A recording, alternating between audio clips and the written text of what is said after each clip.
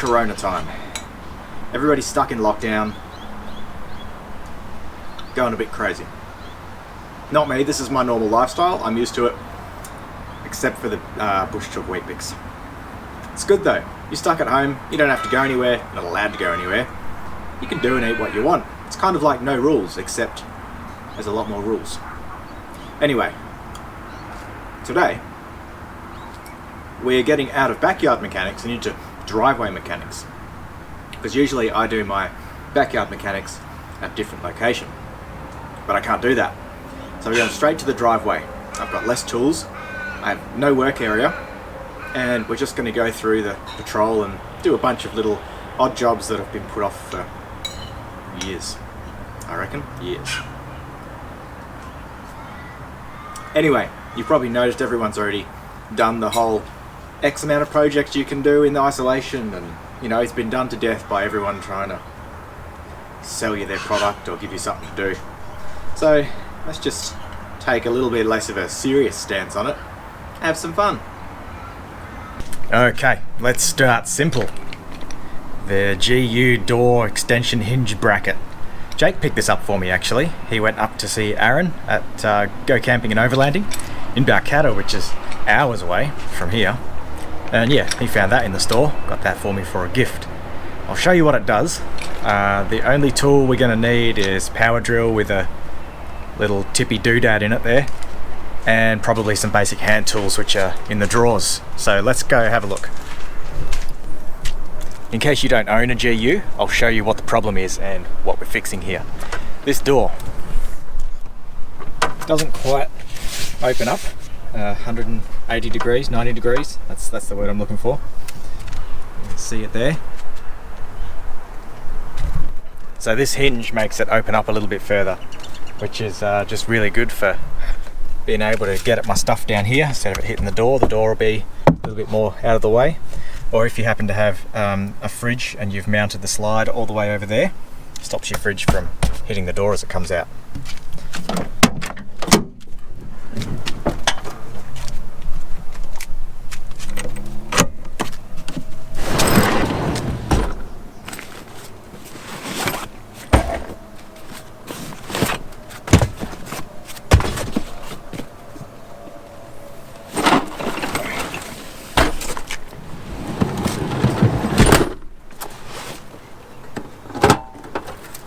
Gonna start by removing that. Looks like a 10mm.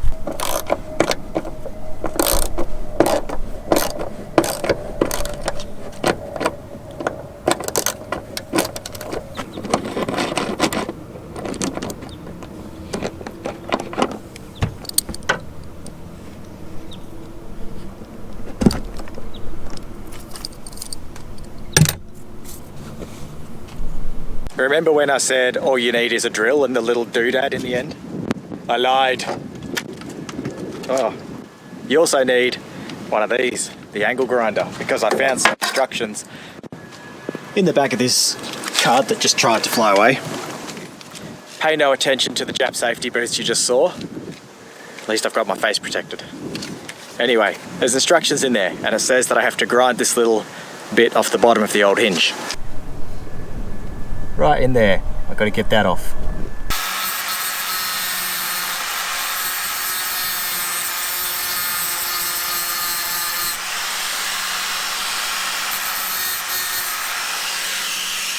Well, I wouldn't have believed it, but I actually have some decent tools hanging around. Little punch here. Drove that pin out. That small end there is where I ground the what's-a-mahoo's it off. And now we've got down here strap separated from hinge. So I'm going to unbolt that again and take it off. New bracket versus old bracket.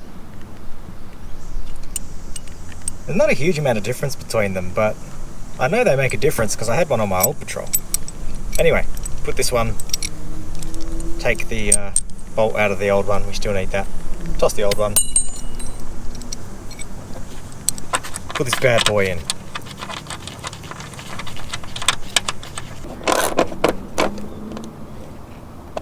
So in all my massive awesomeness, I have misplaced the self-tapping screw because a self-tapping screw goes in there. But before we put that in, I just wanted to make sure that the strap lines up, because you can't obviously have this bracket swiveled around too much. Lines up good, so once I find that tech screw, you'll see me tech screwing it in. Oh, I found it.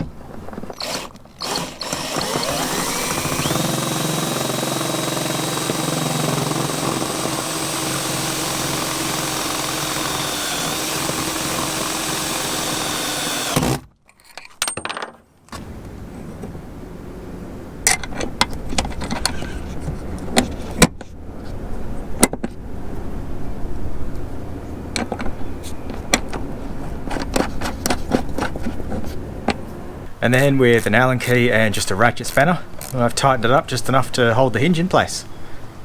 Job done. Look, you're probably not going to notice the difference on the camera until you start using it, then you really notice. But they usually open to about there, and now it goes to there. So it goes beyond 90 degrees even.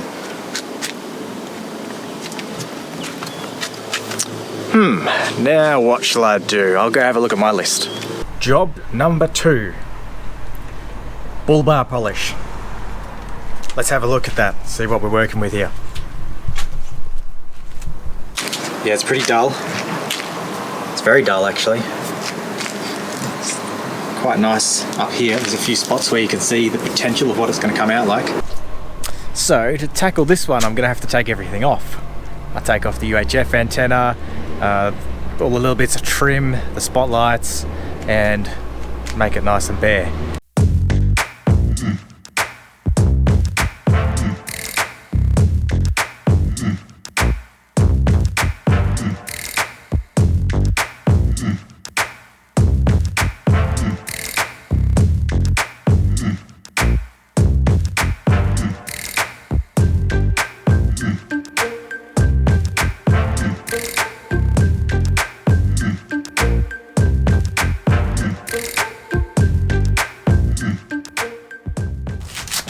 Let's not lie and say that wasn't bloody annoying. Getting these things out was a real prick. Comes with these dome head bolts, right? Well, they were dome head. I had to use the angle grinder and cut a notch into it. But obviously seized nuts on the back because it's old and rusty, and it's got these little square bits that are supposed to fit into a square hole, but this is steel. Bullbar's aluminium. So if something's seized, the steel just strips the square out of the aluminium and you're stuck with this thing and no way to grip it. So I ended up taking one of them off with a cold chisel. Pain in the ass, but it's bare now. Next thing we've got to do. Bugger off. Yeah, it's a bug and tail remover, so yeah, it's pretty filthy. I'm just going to soak it in some of that, and I've got a scrubbing brush somewhere. Really good. I'll scrub it up and then I'll get the polish pads onto the drill.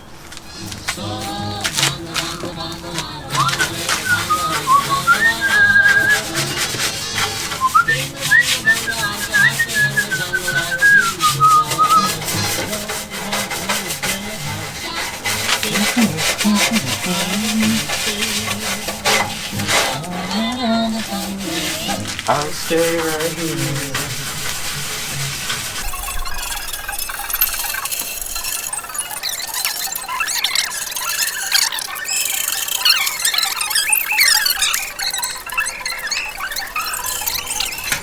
So this here is where I dodged up the hole using a cold chisel to take that bolt out.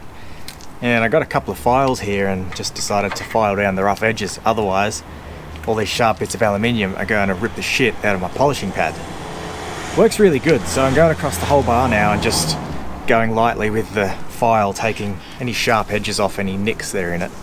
And then I'll hit it with some finer sandpaper, like maybe a 600, 800, and then I'll do the polish.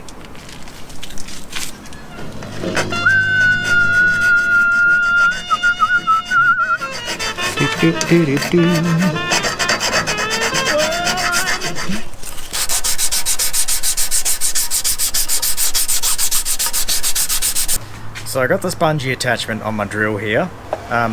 This kit, Velocity V0821, 75mm polishing kit to suit drill or polishing machine. I got it from Super Cheap.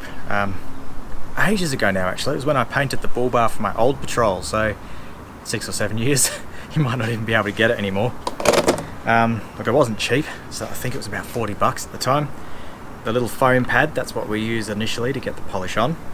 And sheep's wool one for polishing, and I think this one's just a finer one to get that last shine on there. And they all just swap out onto this chuck piece here. The polish itself stinks like Kero. I've tried a little bit on that corner of the bull bar behind you there. My first advice is do not wet the sponge. That's what I usually do for cut and polishing paint. You want to get it a little bit damp. This stuff's pretty runny as it is, and it just flung everywhere. So probably going to keep using it like that. Also, when you polish aluminium, the waste product, byproduct of it is black and horrible. So I'm going to use an old butter knife to scoop it out of the tin and spread it onto the foam pad from here. Anyway, time for a time lapse I reckon, and you can see how it goes. I had to change my shirt because this is bloody messy. My advice is just wear something that is essentially already rag.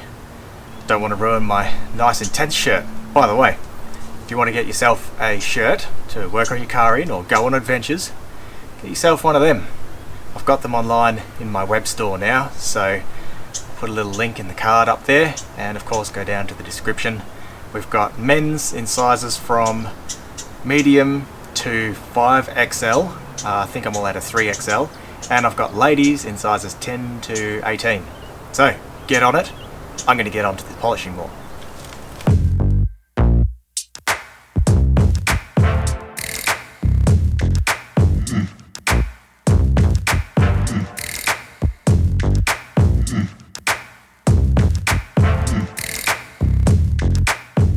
Whoa, look at me face. I tell you what, the stuff comes out of the tin white. I'm glad it sprays off the polisher black, or else I'd have a face like a plasterer's radio and you'd all be laughing at me. You're probably laughing at me anyway, and that's okay because we all need a giggle. God, what did I even turn this camera on for? Yeah, look, it's taken me hours, and I've been going through with the foam pad here at high speed. Then I'm taking a rag and just wiping all the muck off because it's thick black paste and it gets everywhere. Then I've been using this number, the woolen pad that used to be white. It's now black. That's going to need a real good soak. Going over and just giving it a bit of a polish, and that's what's got us to this level of shine. Now I'm up to the final step. Take a rag. I've wiped it all down, and I've got my drill with the yellow pad, which I've kept as clean as possible. I'm just going to lightly go and glide over it, and that should bring out the final shine. Then I'm going to have to wash it because not only am I covered head to toe in this stuff, so is the rest of the car. Oh, and have a look at the tan on my Japanese safety boots.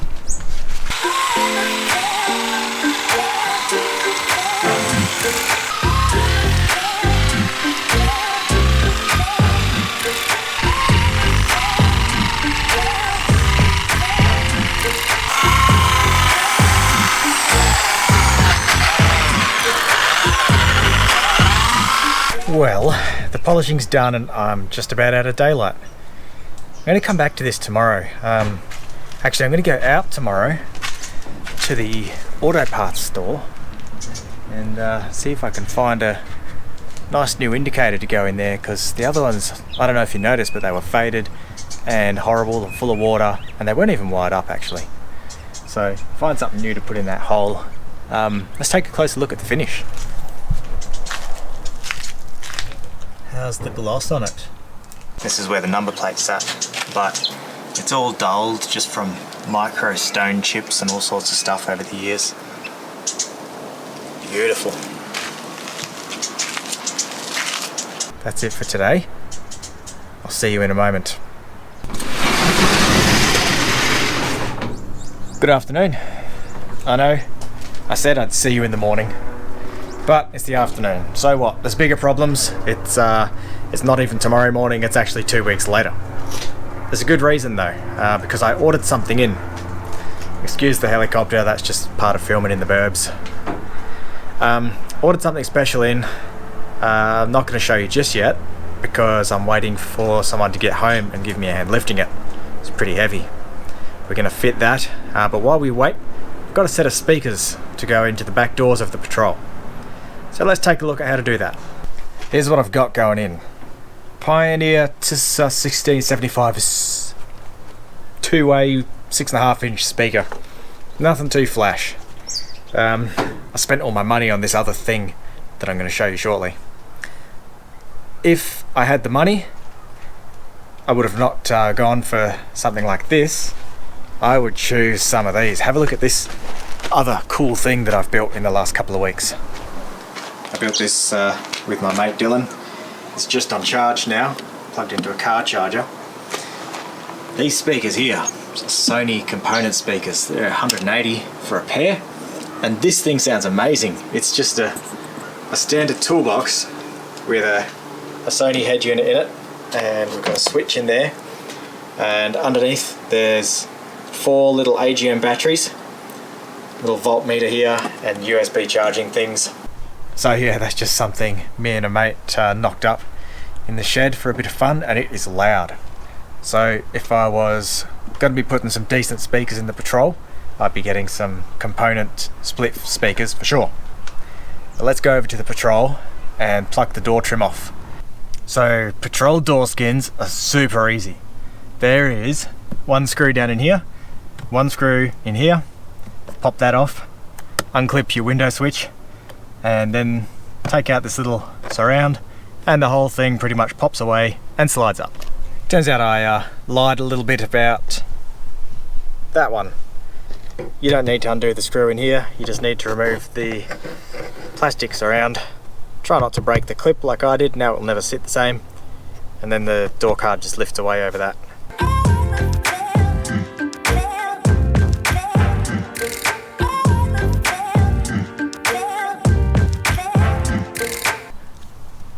Okay, turns out I lied again. It wasn't that straightforward to get off. I'll show you how it came off. So first I took that screw out, and this still didn't move. And then I played around with this thing, and it turns out by using a lot of force, the armrest pops free. And then you've got a screw here, and a screw here. And with the armrest gone, you can now pop this out, disconnect the plug on the back, and then there's another screw here. And once all those are out, then the door card lifts up. What you wouldn't have seen too well is me trying to pop the plastic clips out. So I'll show you them on the back of the door and sort of how you remove them with minimal damage, because you always seem to damage one or damage the door card a little. I don't know, I haven't figured out how to do it without damaging anything yet.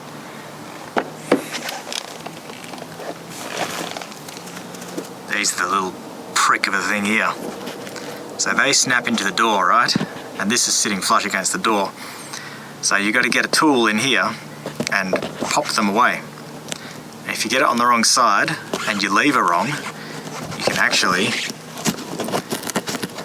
end up ripping these things through the wood. So this one's okay, but there's a couple where it's almost started to pull through, and then once you flog out that hole, well, it's a flogged hole. It's not going to do anyone any good. So that's how you get those out. I used a flathead screwdriver to do it. I don't like doing it that way. I've got the proper tools, but they're all out at the big shed where I usually do backyard mechanics. I would definitely recommend you go out and get yourself one of them. They look kind of like a screwdriver, but on the end they've got like 2-pronged fork things, and you wedge them in there. And so they sit perfectly either side of one of those clips, and then you can pop them out with no damage. But there you go, the door trim's off. Let's have a look at this crappy old speaker. Old speaker on the right, new speaker on the left. Looks good, doesn't it? It's almost a shame that it's going to be hidden behind the factory grille. These speakers do come with a fancy looking grille in case you're installing them new, but in this case we just toss that away because that will fit straight into this place.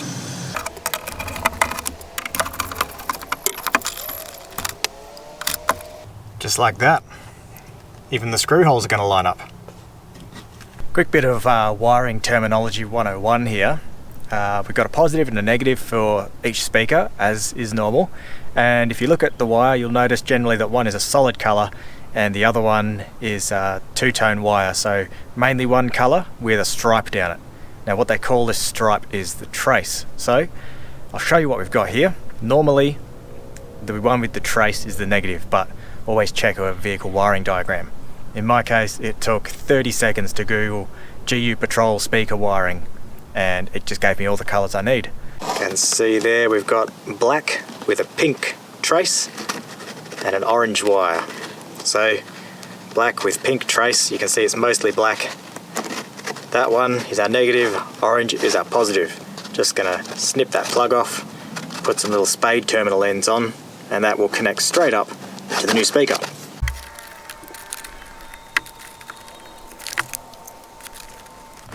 Sometimes I like to just double over the end of my wire. It just gives the crimp terminal a better grip.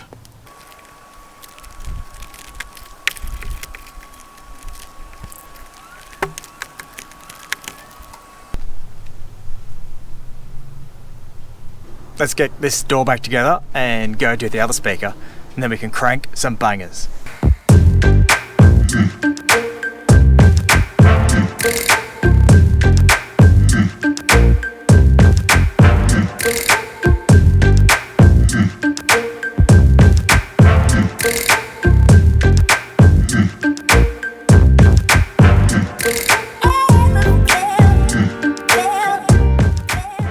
Nice. There's something super satisfying about crossing jobs off your list. Especially when you've had that set of speakers just sitting in the corner of a room for a year and it was an hour job. Yep. I guess upgrading this thing should go on my list soon. Oh, that's a bit better.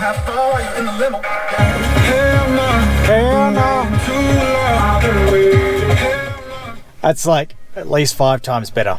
If I'd put component speakers in there, would have been 10 times better.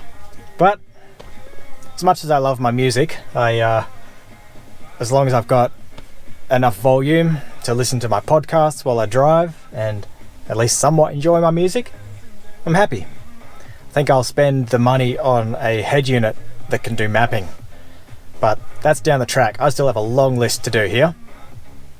Speaking of which, time for the final thing and what I've waited 2 weeks to fit up.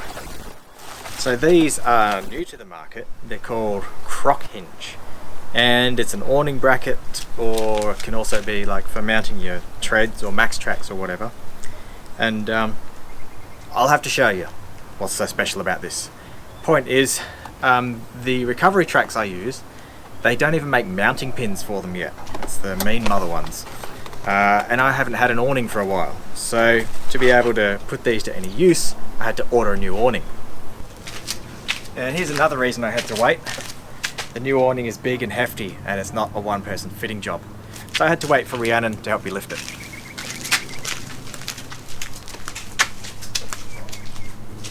So I've bought myself the Easy Awn Bat 270. It says Bat 270 and also Manta 270, but this one's the Bat.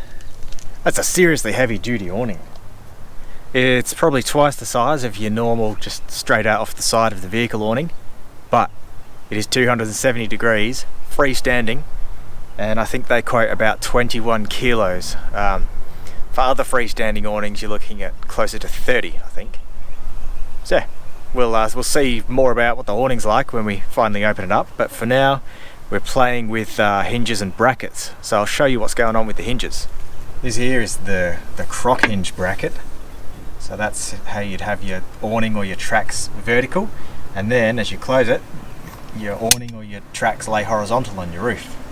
So we're having a play with how that fits onto the mounting brackets here for the Easy Awn. So that's what it comes with there, and that's what we've got to attach to there.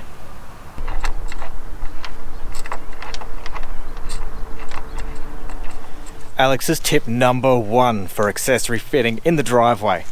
Never ever rely on the fasteners they give you, because they don't always suit whatever you're trying to do. That's why I've got this little box of magic tricks.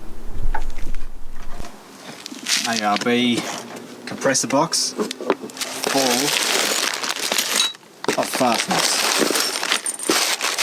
of every conceivable shape and size, mostly neatly organised, because that's what I'm like sometimes.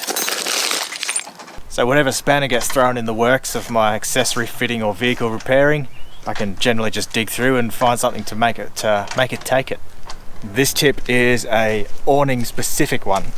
Don't go through and measure everything up and try and get all your mounting points precise before you mount it. Leave it all loosey-goosey. Like that. That can slide back and forth as we need it to. Same with this, bracket's mounted, it's got bolts in it, but you can slide it. And the mounting bolts in the awning, you can slide them through. So now we've just got to lift it up there, get the awning bolts through the holes in the brackets, and then we can just slide the awning back and forth and move the brackets around as we see fit.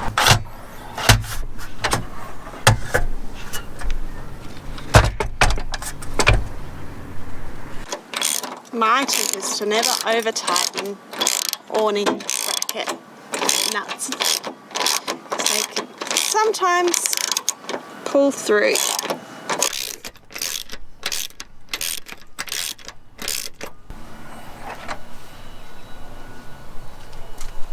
That's a pretty cool little bracket. The Easy On isn't so bad, because that's not as high as some of the other models out there. It's about the same sort of height as, yeah, pretty basic standard awning. But if you were getting something like the 30-second awning, which is another 270-degree freestanding, they're pretty tall.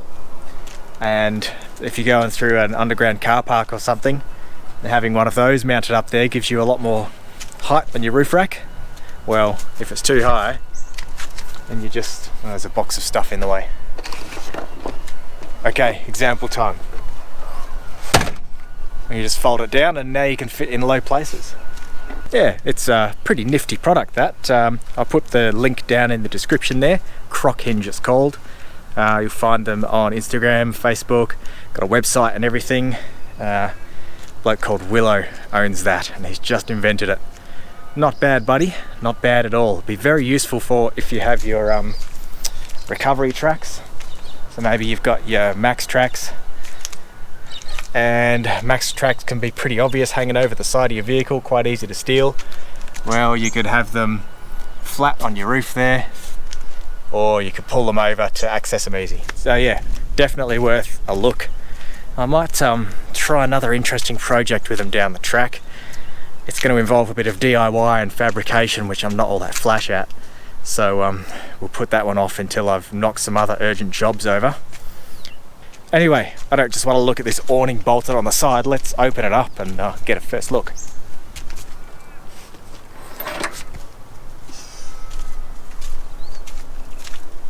Where are the zips? Too short for your car.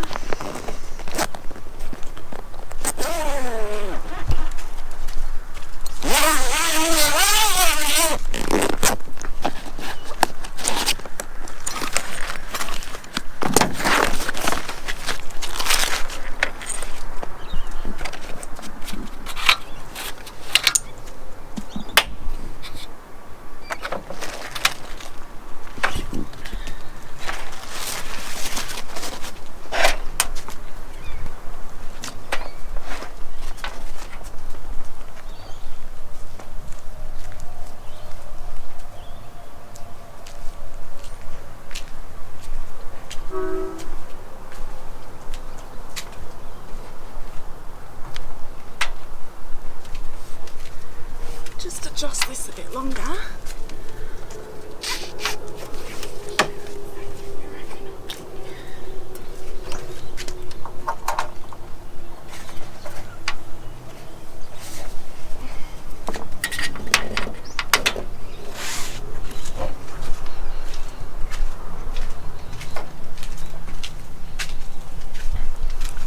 shade for days, mate. How good. Time to crack the final warm tin of EMU export for this video. Go get yourself a shirt, guys. I've popped the link down in the description, and intenseoffroad.com/shop. Please take one or two off my hands because I'm tripping over them in my home office. Pretty much sums up my COVID life. It's nice to get some things finally done on the patrol that have been niggling away at me for ages. It's pretty cool to finally have a new awning, and I hope you found this video halfway interesting. If you have, like and subscribe, and I'll see you whatever I'm doing on this channel next time, eh? Take it easy.